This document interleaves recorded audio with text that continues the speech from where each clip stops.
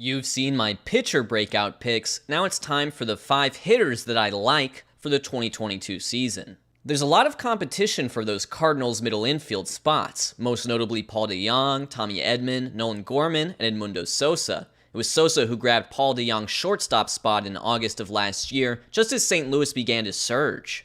And although they're expected to platoon to start the year, I think Sosa's athleticism will win out over the course of the season. In 2021, he was 93rd percentile in max exit velo, 93rd percentile in outs above average, and 98th percentile in sprint speed, making him a StatCast superstar.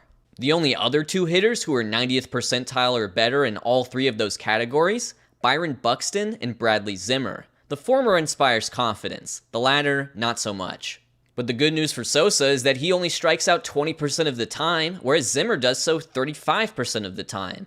Many believed that the Cardinals would sign Trevor Story, but now that he's in Boston, it's Sosa season. This is going to end up being a foolish 50 honorable mention spot for Josh Donaldson. That's coming soon, by the way. Josh Donaldson hit the ever-loving bejeebus out of the baseball in 2021. He had the 4th highest average exit velocity in the league, trailing only Judge, Stanton, and Guerrero, and he did that with his lowest strikeout rate since 2016. His 388 xWOBA put him at the 92nd percentile among all hitters in MLB.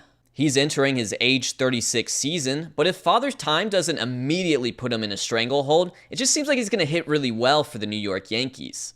I hate to say the phrase, if he can stay healthy, but seriously, if he can stay healthy, this is going to be an excellent trade for the Yankees, who are trying to keep pace with a really competitive AL East division in 2022. Something happened to Jorge Solis when he got to Atlanta last year. His swinging strike rate cratered to 10%, putting him on par with Freddie Freeman down the stretch. He also had one of the league's lowest chase rates those last couple months of the season. It was a surprising turn for Solis, who led the American League in both home runs and strikeouts in 2019, but he carried that momentum into the playoffs where he won World Series MVP. He just inked a 3-year deal with the Marlins, which is a steep price for someone who is below replacement level in the regular season according to Reference War and Fangraphs War. Yeah, he was really bad in Kansas City last year. But hopefully Solis will turn that terrific stretch with Atlanta into a terrific season with Miami this year. He should be a source of power for a lineup that really hasn't had much since Stanton and Ozuna departed.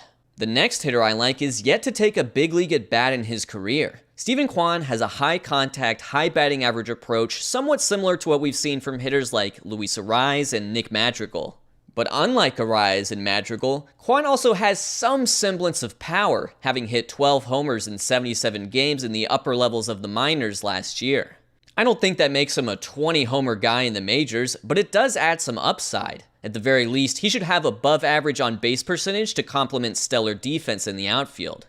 Let's be real here. It's Cleveland's outfield. There are spots up for grabs, and although Guardians fans are probably looking ahead to Nolan Jones and George Valera, it's Kwan who should get the first crack at landing an everyday job. He could be a super under-the-radar AL Rookie of the Year pick. I love the catcher position, I have to get a catcher in here, and my pick is going to be Tyler Stevenson. It's not the most adventurous pick, as Stevenson finished 6th in NL Rookie of the Year voting last season. But as good as he was in 2021, there's actually a lot of room for improvement here. Playing in a hitter-friendly park in Cincinnati, Stevenson had one of the lowest fly ball rates in the league. So he could see a significant power boost if he elevates the ball more. An increase in slugging would complement his all-around stellar plate approach. Catchers capable of posting a 366 on-base percentage don't grow on trees, but that's what Stevenson managed in his rookie year. Tucker Barnhart is gone, so that spot behind home plate is all his. The Reds don't project to be competitive this season, but Tyler Stevenson could very well assert himself as one of the top catchers in the league. Well, there you have it. When I did this a year ago, I mostly nailed it, especially with Nick Castellanos and Austin Riley. But in 2022? We'll see.